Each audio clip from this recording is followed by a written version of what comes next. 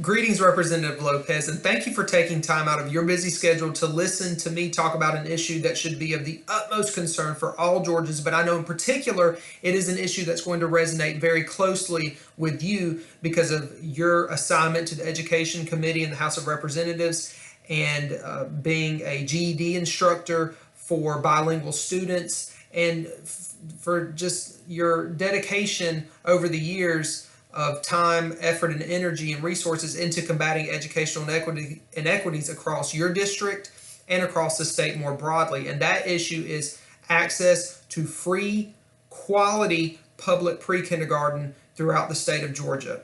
Representative Lopez, in 1992, Governor Zell Miller, as part of his campaign promises, enacted a 750 student pre-K pilot program. And the 750 students who participated in this pilot were considered at risk, and those are students who lived at or below the poverty line or who came from families whose parents, one or both, did not graduate from high school.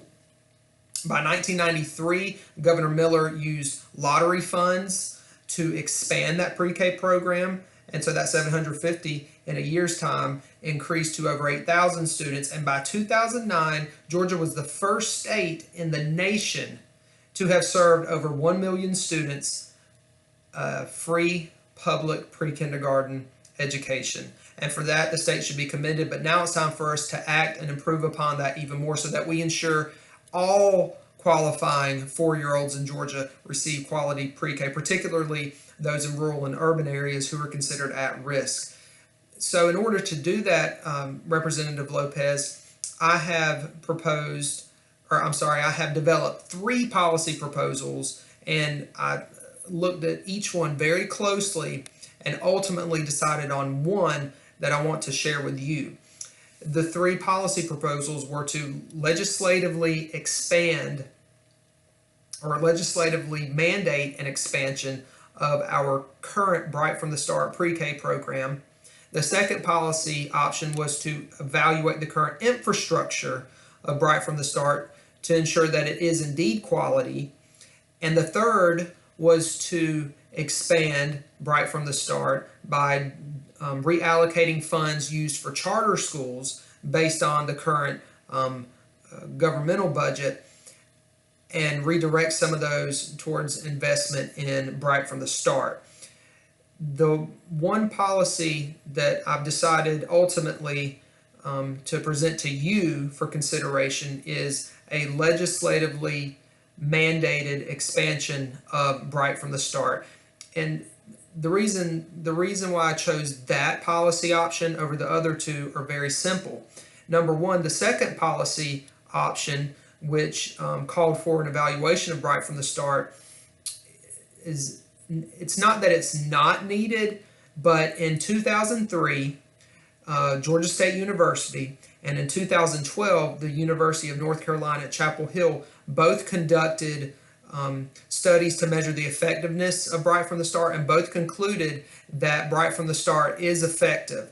And the most recent study in 2012 indicated that students enrolled in Bright from the Start statistically made significant positive gains from the beginning of the year to the end in all academic measures, and that's early literacy and early mathematics. And the gains outpaced normal developmental growth for peers of a similar age who didn't attend pre-K.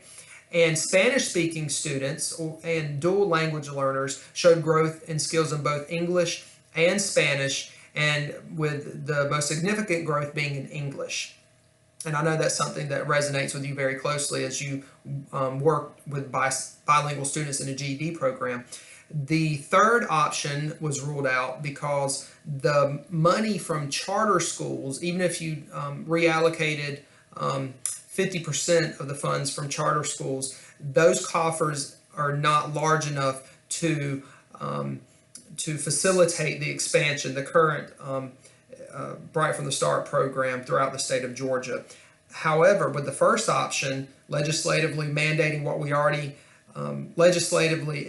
mandating an expansion of what we already have in place will be doable if we move money from HOPE scholarships to Bright from the Start. Currently, HOPE is expected to spend $522 million from lottery funds, while Bright from the Start is expected to spend $358 million. If we diverted some of that $522 million into the $358 million for Bright from the Start, then we can expand pre-K so that all students have access to a quality pre-kindergarten program.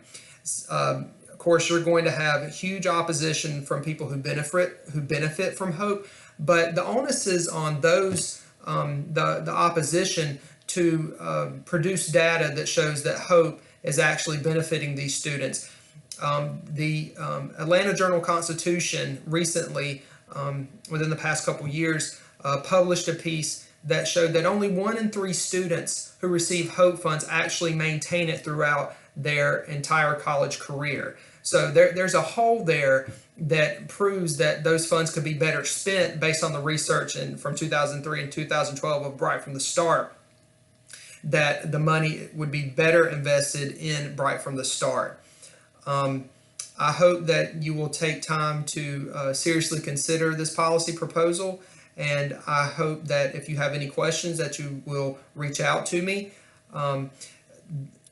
The way that we will measure the implementation of Bright from the Start's of this proposed policy would be to look at the number of teachers who are credentialed by the Georgia PSC to actually teach in pre-K, because right now you don't have to be credentialed by the PSC to teach in Bright from the Start, but if we want quality pre-K, then we should do that. Another one would be to provide every pre-K site with an instructional coach who can provide teachers with professional learning and development and the most current research-based, evidence-based best practices on how to instruct young learners.